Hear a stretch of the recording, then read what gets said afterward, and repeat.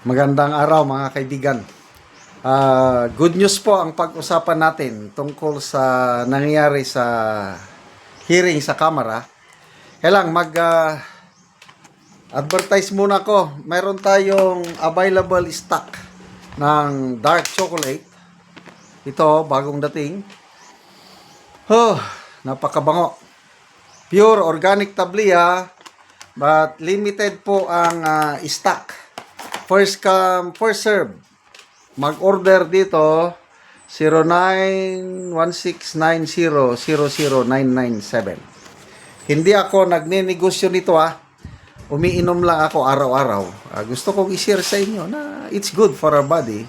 Plus gusto kong makabenta ang mga farmers ng Bukidnon kanilang produktong tablia, dark chocolate or sikwate. Ito na, good news para mga DDS. Panalo tayo, first round.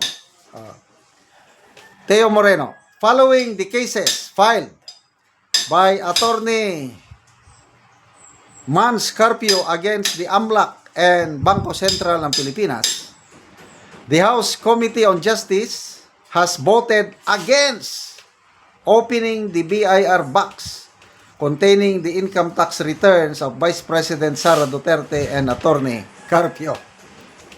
The vote stood at 6 in favor of opening and 38 against with 0 abstentions. Are they afraid of getting caught off guard again? 38, 6-0. Attorney Mans, 1 point. Luistro, 0. Yan ba? Ang galing. So, alamin natin mamaya sino-sino yung 6 na bumoto in favor. Nakikita ko na ang mga hindi ako nanood doon sa hearing Sigurado yan, Luistro, Ridon, ito yung mga Chua, Abante, Shell Jokno, Dilima. Ito, hula-hula ko lang ito tignan natin. Tignan natin yung sino kaya yung Sino yung 6? Mas malaking balita yan siyempre. Isa lang ang ibig sabihin, yung 36 ay tinatago din. Hindi lang si Mans Carpio ang pwedeng magsampa ng kaso, pati din si BP Inday Sara kasi pwedeng mag-file ng kaso ang isang politiko. Whether they open it or not, still makakasuhan pa rin sila. Kasi sabi nga ni Attorney Kim Hinares, dating BIR Commissioner, yun lang pagdala ng mga income tax returns ng mag-asawang Duterte, kahit nakalagay sa box, dinala sa hearing, labag na yun sa batas. According to the former BIR Commissioner. How much more i-open? Ano pa? Tinitingnan ko sino ba yung nagboto ng 6. Who are the 6? Nakakatuwa rin si Congressman Marcoleta nang nagsalita. Madam Chair, maybe you're expecting me to manifest that I will object to the opening. But hindi po. I challenge the committee. Open it now. Open. Sige. Open nyo. But, siguraduhin lang ninyo na wala kayong malalabag na batas. Ang galing. Ayun yung mga patutsadang And the saga begins. Sino nga yung 6 Sandali Walang nakalagay dito. I-comment nyo na lang please. Yung mga nanood ng hearing. Sino yung 6? Nako, wala nga. Okay, so, ano pa ba? Ang mga ibang pasubog na hinintay, yung NBI na NBI na mag-appear daw ngayon, palagay ko wala pa, para patunayan nila yung NBI na talagang real. Real yung banta buhay ng Pangulo, First Lady at ano. I don't know pa paano i-justify ng NBI director na real. Basta ako, mas naniniwala ako sa isang batikang abogado. Excuse me. Si Congressman Rufus Rodriguez. Law din ito ng San Beda College ba? I'm not sure sa eskwelahan. Ang ganda yung explanation niya. Merong threat with a condition and mayroong conditional threat. Ang threat with a condition, ganito. Papatayin kita pag hindi mo ako bigyan ng 1 million. So yun, threat. Ang condition, 1 million. Yun daw ang may pananagutan sa batas. Krimen yun.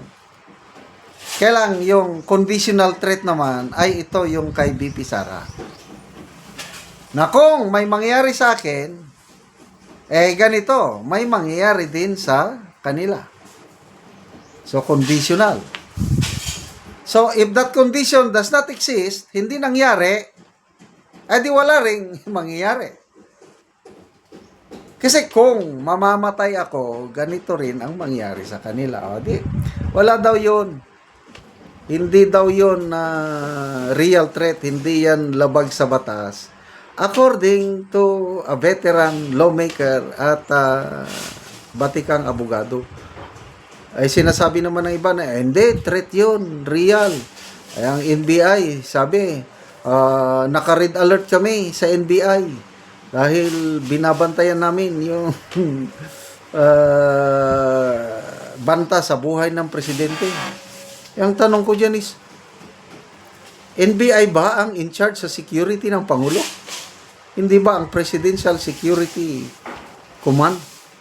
Anong pakialam ng NBI? Mag-imbestiga lang kayo.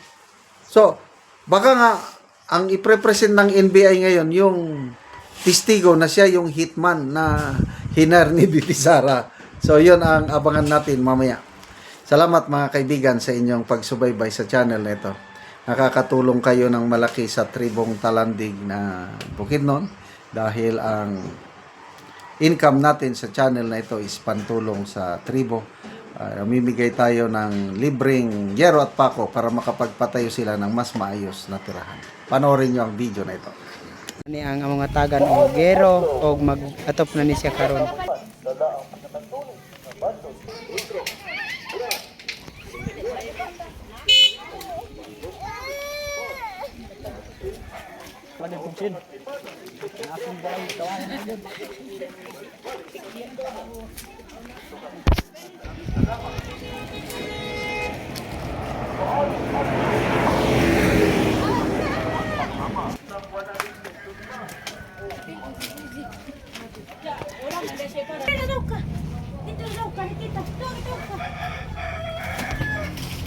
Ug karon mo na ni ang atop sa gitagaan na mo gero nga kawayan nga nangalata na. Og natagaan na siya og gero karon mag-atop na siya. O lata na gyud kaayo.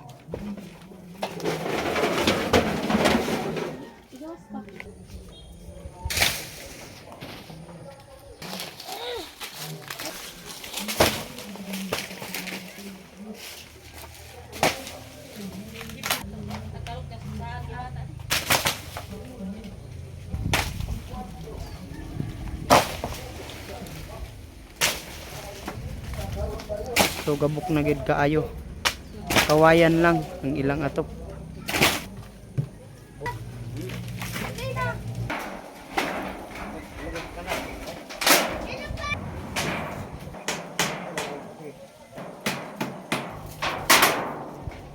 Karon human na gyud ang ilang balay og kaatop na gyud sila og bag-o.